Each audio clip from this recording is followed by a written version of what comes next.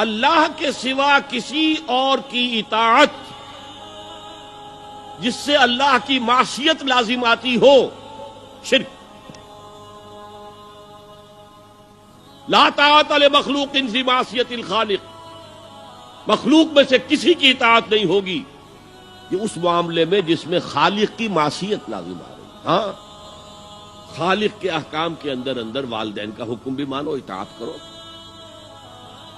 اساتذہ کا حکم مانو، کسی اور کو اپنا لیڈر مانا ہے اس کا حکم مانو، لیکن ناٹ بیونڈ۔ وہ جو سرکل ہے کتاب و سنت کا، اس سے باہر نہیں۔ لا طاعت لمخلوق فی معصیت الخالق، یہ آپ الجبرے کے فارمولے کے طور پر اپنے سامنے رکھیے۔ اب اسے اپلائی کیجئے، جیسے فارمولوں کے ذریعے سے پھر بڑے بڑے وہ سم جو ہے وہ حل کیے جاتے تھے سوالات۔ صبح کا وقت ہے، آنکھ بھی کھلی ہے، کوئی اذان کی آواز بھی کان میں آئی ہے، آپ کا نفس کہتا ہے ابھی سو جی۔ آپ نے اپنی چادر یا کمبل کو درست کیا اور کروٹ لی اور سو گئے۔ یہ کیا ہے؟ آپ نے کس کا حکم پیچھے پھینکا اور کس کا حکم مانا؟ اللہ کے حکم کو پیچھے پھینک دیا، نفس کے حکم کو آگے رکھا۔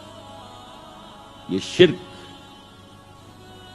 اس شرک کو جاننے والے بہت کم ہیں۔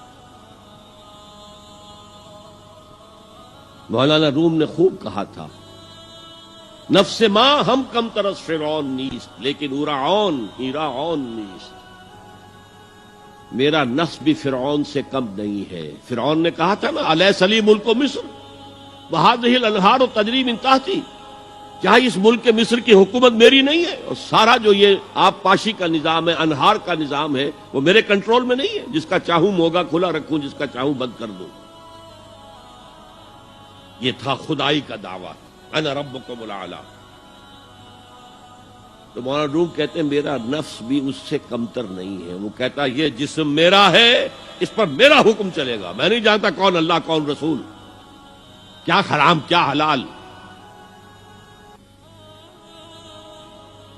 تو فرعون سے کم تو نہیں ہے میرا نفس، لیکن اورعون اس کی بہت مدد تھی، فوج تھی، لاؤ لشکر تھا، تو اس نے زبان سے بھی کہہ دیا کھل کر انا ربکم الاعلی۔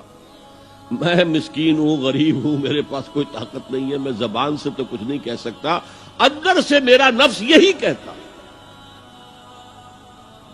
یہ نفس کی حکومت قرآن کہتا ہے، میں حیران ہوتا ہوں، دو جگہ یہ مضمون آیا ہے، ارأیت من اتخذ الہہ ہواہ افانت تکون علیہ وکیلا۔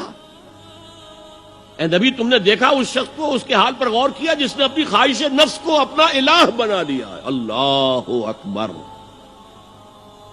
الہ، لا الہ الا اللہ، کلمہ توحید کا مرکزی لفظ یہاں آ رہا ہے، من اتخذ الہہ ہواہ، جس نے اپنی خواہش نفس کو اپنا معبود بنا لیا، الہ بنا لیا۔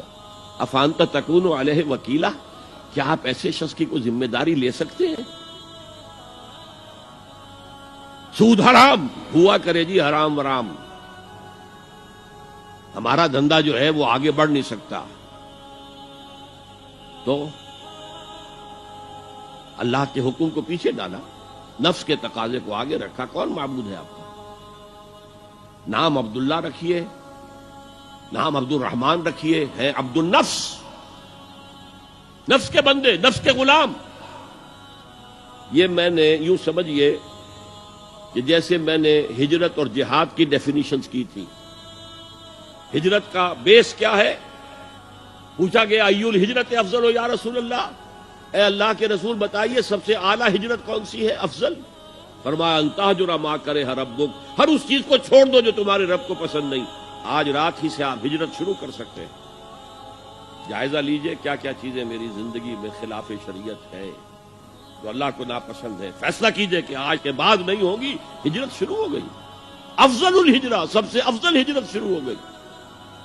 لیکن ٹاپ پر لے جائیے تو یہ ہجرت جب اللہ کے دین کو قائم کرنے کی جدوجہد اس مرحلے پر آ جائے کہ اب باطل کے ساتھ ٹکراؤ ہے اور اب چاہیے کہ ساری قوت ایک مرکز پر جمع ہو جائے، ہجرت فرض کر دی گئی، وہ ہجرت گھر بار چھوڑ کر، اہل و عیال کو چھوڑ کر، اور مکے کے بھیڑیوں کے رحم و کرم پر چھوڑ کر اپنے گھر والوں کو جو لوگ ہجرت کر کے آئے، حکم تھا۔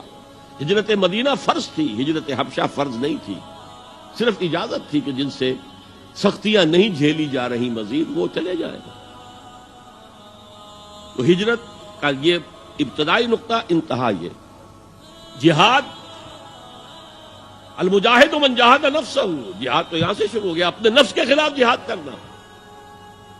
صبح نفس نے کہا ابھی سو جاؤ، آپ نے نفس کی بات کو رد کیا، اپنا کمبل اٹھا کے پھینکا، اٹھے، وضو کیا، نماز کے لیے آپ مسجد چل دیے، آپ نے جہاد کیا نفس کے خلاف۔ یہ افضل الجہاد ہے، اور سب سے چوٹی اوپر یہ ہے کہ جب وہ حق و باطل کی جنگ ہو تو جان ہتھیلی پر رکھ کر میدان میں حاضر ہو جاؤ۔